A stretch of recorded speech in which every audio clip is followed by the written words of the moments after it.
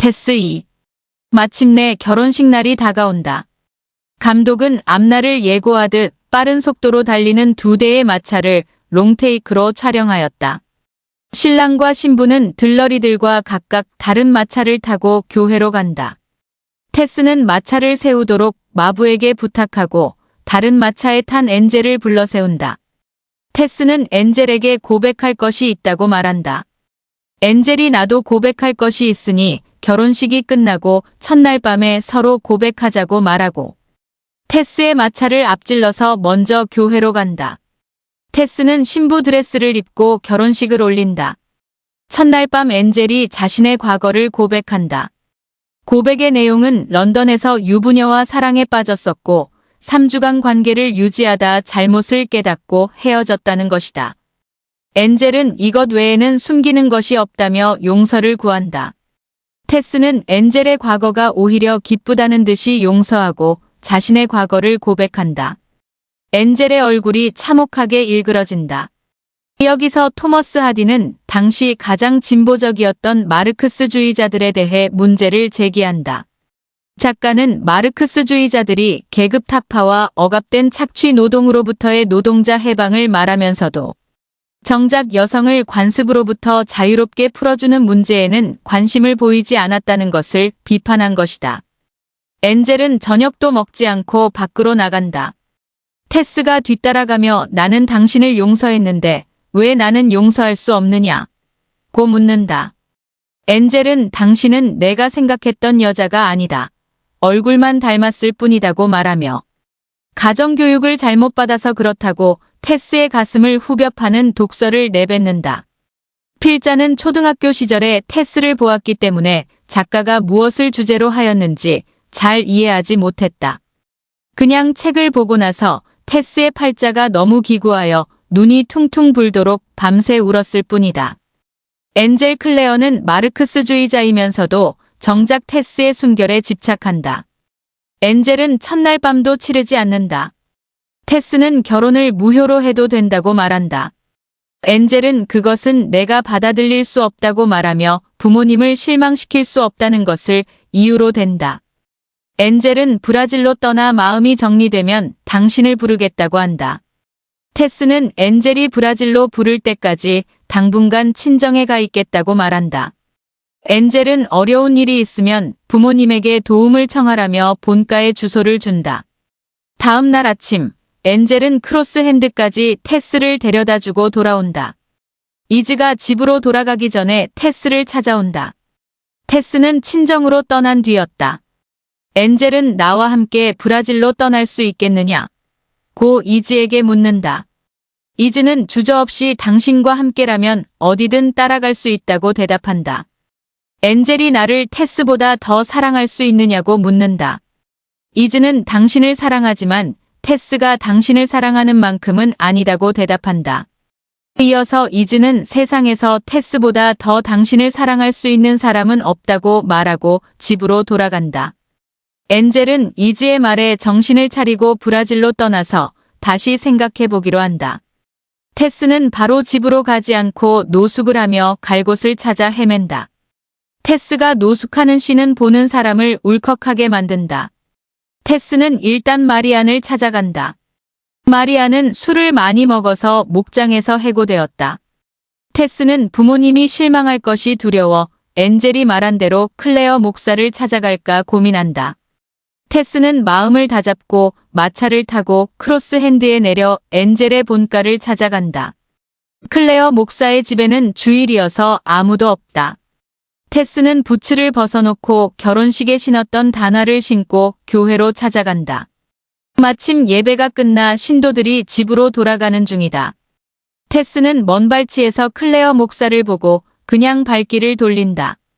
테스의 부츠는 어느 안악이 아직 멀쩡한 부츠를 버렸다며 주워갔다.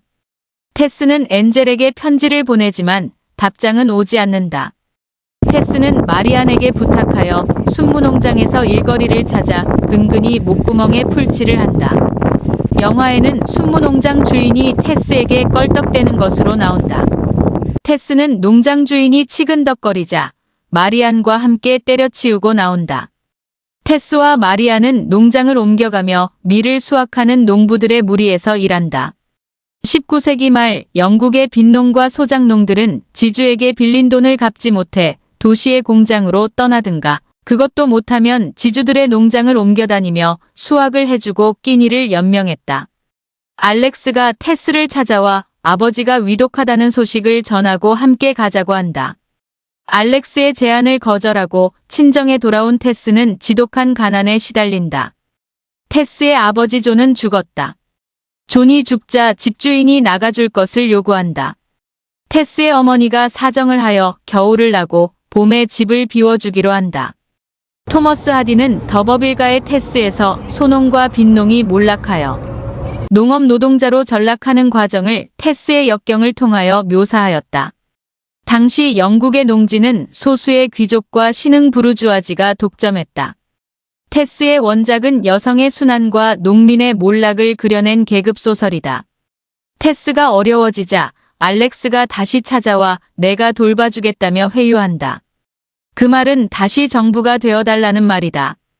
테스는 알렉스의 제안을 거절하고 탈곡용 장갑으로 뺨을 때리며 가라고 한다. 알렉스는 그래도 포기하지 않고 내 남편은 도대체 뭐하는 놈이냐고 엔젤을 욕한다. 엔젤에게서 답장은 오지 않고 테스의 순환은 계속된다. 테스네 가족은 마침내 집을 비워주고 도시로 떠난다. 하지만 농촌에서 밀려드는 농민들에 의하여 빌릴 수 있는 방이 없다. 테스의 어머니는 과거에 더버빌가의 교회였던 곳에 천막을 치고 들어앉는다. 테스는 지금은 몰락한 노르만 왕조의 창업 공신인 더버빌경의 묘와 선대의 납골당을 둘러본다. 테스는 자신이 저 관속에 있었으면 좋겠다고 생각한다. 브라질로 떠났던 엔젤이 초라한 몰골로 집에 돌아온다. 엔젤은 테스를 버린 것을 후회하고 그녀를 찾기 위해 영국으로 돌아온 것이다. 엔젤은 테스의 소식을 듣기 위해 옛집을 찾아간다. 테스의 옛집에는 다른 사람이 살고 있다. 엔젤은 말로트 교구 신부를 찾아가 테스의 아버지가 죽었고 가족은 도시로 떠났다는 소식을 듣는다. 테스의 아버지 존은 1832년에 태어나 1888년에 사망했다. 엔젤은 신부가 가르쳐준 주소로 더버필드 부인이 아이들과 새 들어있는 집을 찾아낸다. 더버필드 부인은 이제 늦었으니 테스를 찾지 마라고 한다. 결국 테스는 길거리에 나앉자 알렉스에게 연락한 것이다. 테스는 엔젤과 결혼한 상태에서 다시 알렉스의 정부로 돌아갔다. 엔젤은 간절히 부탁한다. 더버필드 부인은 테스가 사는 도시밖에 모른다며 샘보네스ANDBOURNE에 산다고 알려준다. 그런데 웃기는 것은 테스의 동생 리자가 몇 년이 흘렀는데도 옛 모습 그대로라는 점이다. 감독이 미처 계산하지 못한 해프닝으로 이해하고 넘어가자. 테스가 사는 도시 샘보는 바닷가에 신흥 부르주아지가 몰려 사는 신도시다. 엔젤은 우체국을 찾아가 테스가 사는 곳을 찾는다. 엔젤이 이른 아침부터 찾아가자 가정부가 마님은 아직 일어나지 않았다고 한다. 엔젤은 소파에서 테스를 기다린다. 가정부의 전가를 받고 테스가 내려온다. 테스는 당신을 기다리고 또 기다렸다. 수없이 편지를 보냈지만 당신은 답장 한 번 하지 않았다. 그때 우리 가족을 살린 것이 알렉스다고 말한다. 테스는 이어서 이제 늦었으며 나는 다시 알렉스의 여자가 되었으니 돌아가 달라고 애써 모질게 말한다. 엔젤은 풍토병에 걸려 요양원에 들어가 테스의 편지를 받지 못했다고 해명한다. 엔젤은 테스에게 용서를 빌고 열차를 타고 떠나기 위해 샘본역으로 간다. 동시에 알렉스가 아침을 먹으며 신문을 읽는 모습이 나온다. 테스는 간이 식탁 위에 나이프를 바라본다. 그리고 쿵 하는 소리가 나고 테스가 집 밖으로 급하게 뛰쳐나간다. 가정부는 천정에 맺혀있는 붉은색 액체를 보고 의자를 밟고 식탁에 올라가 손끝으로 찍어본다. 그것은 사람의 피였다. 장면이 샘본역으로 바뀐다. 열차가 떠나는 순간 헐레벌떡 달려온 테스가 엔젤이 탄 객차의 문을 두드린다. 알렉스가 급히 객차 문을 열어준다. 테스는 자리에 앉자마자 내가 알렉스를 죽였다고 말한다. 엔젤은 테스의 속치마 밑단에 묻은 핏자국을 보고 그녀가 정말 알렉스를 죽였다는 사실을 믿는다.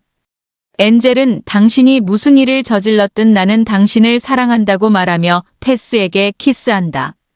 엔젤은 경찰이 웨식스항을 봉쇄했을 테니 다음 역에서 내려주 경계를 넘자고 말한다. 엔젤과 테스의 도피가 시작된다.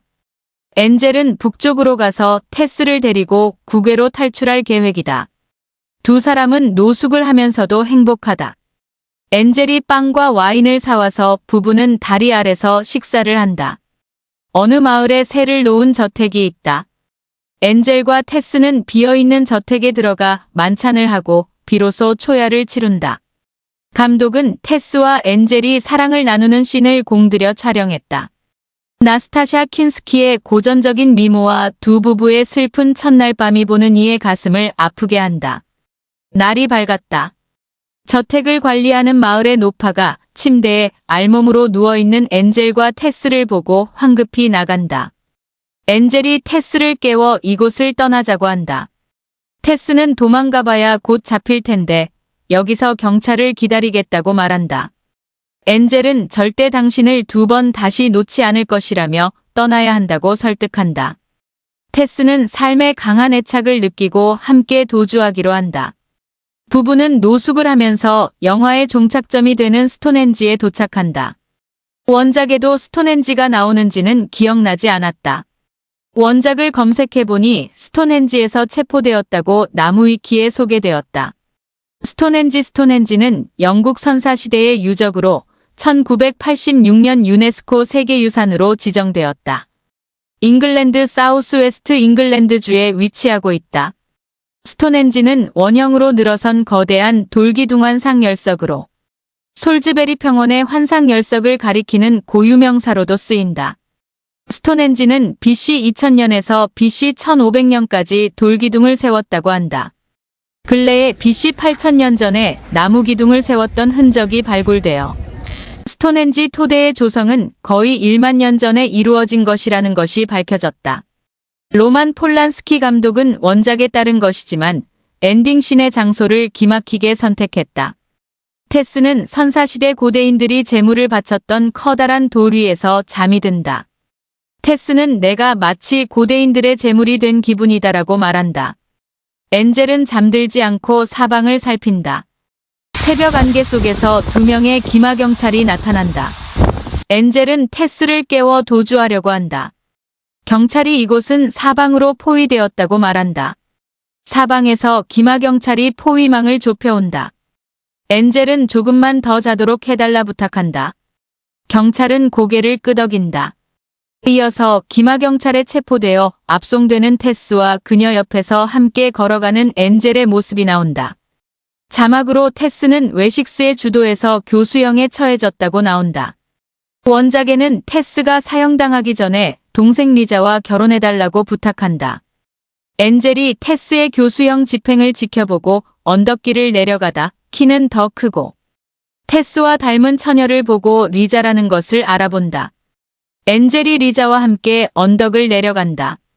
영화 테스는 스톤헨지에서 체포되어 짙은 안개 속을 경찰에 잡혀가는 것이 엔딩씬이다. 에필로그 EPI의 로지의 이번에 테스를 리뷰하기 위해 두 번을 다시 보았다. 무려 9년 만에 다시 보는 것이다. 테스는 극장에서도 보았고 DVD를 구매하여 여러 번 보았다. 그리고 2014년 재개봉된 리마스터링 버전을 그 해에 보고 얼마 전에 새로 구매한 4K 블루레이로 다시 감상하였다. 화질이 다르니 느낌이 새로웠다. 이번에 몰입하여 보면서 대단히 잘 만든 영화라는 것을 절감했다. 영화 테스는 주인공 나스타샤 킨스키가 원작의 테레사 더버필드로 생각될 만큼 캐릭터를 100% 완벽하게 소화하였다. 아울러 고증이 완벽하였다는 것이 한눈에 들어왔다. 허구의 소설이라는 것을 너무나 잘 알면서도 테스가 역사적 실존 인물로 느껴졌다. 이것이 고전 영화 또는 위대한 문학작품이 갖는 힘이라는 것을 새삼 느꼈다. 테스 스토리는 현재의 관점에서 보면 말이 안 되는 일이다. 하지만 19세기 말 빅토리아 시대의 영국은 해가 지지 않는 나라였지만 사회 하층민과 여성의 삶은 비참했다. 원작자 토머스 하디는 교회가 여성을 억압하는데 주도적인 역할을 한다고 믿었다. 영국은 여왕은 빅토리아까지 4명이나 받아들였으면서도 스코틀랜드는 제외하고 여성의 권리 신장에는 무관심했다. 토마스 하디는 이것을 비판한 것이다. 더버빌가의 테스는 빅토리아 시대의 지도층 남자들에게 엄청난 비난을 받았다. 작가는 테스를 영혼이 순수한 사람이라고 주장했지만 기득권 지배계급의 기준으로 소설의 여주인공은 매춘부나 다름없었던 것이다. 토머스 하디는 기득권 세력의 압박과 비난에 굴하지 않고 1895년 비운의 주드를 발표하였다. 비운의 주드는 교회와 기득권 계급의 권위에 통렬한 일격을 가한 문제작이었다. 비운의 주드는 토머스 하디의 마지막 소설로 영국 사회를 발칵 뒤집어 놓았다. 1996년 마이클 윈터바텀 감독이 크리스토퍼 에클스턴, 케이트 웬슬렛을 주연 배우로 캐스팅하여 영화로 만들었다.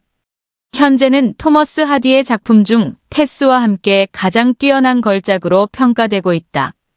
비운의 주드는 테스와 함께 감상하면 더욱 좋은 영화이다. 영화 테스는 이제 자타가 공인하는 고전 영화로 불리는 걸작이다. 아카데미 영화제에서 주요 부문은 수상하지 못했지만 촬영상을 비롯한 미술, 의상 분야에서 오스카 트로피를 받았다. 로만 폴란스키의 아동 성추행 사건이 없었다면 작품상은 물론 주요 부문이 오스카 트로피를 다수 받았을 것이다. 로만 폴란스키 감독이 심혈을 기울여 연출한 영화 테스는 웨식스의 풍경과 19세기 말의 농부들이 밀을 수확하는 장면을 사실적으로 재현하였다. 아카데미도 이 점은 외면하지 못하여 촬영, 미술, 의상 부문을 수여한 것이다. 테스는 발표된 지 43년이나 지났지만 지금 보아도 영상미가 뛰어나다. 2014년에 재개봉된 필름은 4K 리마스터링 버전으로 2012년 칸 영화제 고전 영화 부문에 초청작으로 재상영된 것이다. 테스는 나스타샤 킨스키의 절정의 미모를 감상하는 것만으로도 보람이 충분한 영화라 할 것이다. 필자의 큰아이가 31세인데 나스타샤 킨스키가 누구인지를 알지 못했다. 영화를 많이 보는 아이인데도 전설적인 나스타샤 킨스키를 모른다는 것이 필자에게는 충격이었다. 필자 세대 남자들의 로망이었던 나스타샤 킨스키의 아름다움은 눈이 부실 정도다. 요즘 여배우들은 가슴이 설렐 정도의 미모를 보기 어렵다. 필자가 속물이어서 그렇지만 여전히 아름다운 여배우가 좋다. 얼굴에 전혀 칼을 대지 않고도 그리스 신화의 여신과 같은 자태를 보여주었던 서양의 여배우 대표적으로 잉그리더 버그만과 그레이스 켈리와 선녀와도 같은 아시아의 절대적인 미인 임청아, 왕조형 같은 여배우들이 좋다. 하지만 솔직히 연기를 잘하는 여배우가 더 좋다. 미모와 연기를 겸비했다면 금상첨화지만 아직 국미보다 뛰어난 연기자는 만나지 못했다는 것이 나의 판단이다. 거듭 말하자면 로만 폴란스키 감독의 테스는 19세기 말 빅토리아 시대를 배경으로 한 영화 중에 가장 뛰어난 걸작이다. 꼭 보시라고 명예를 걸고 추천한다.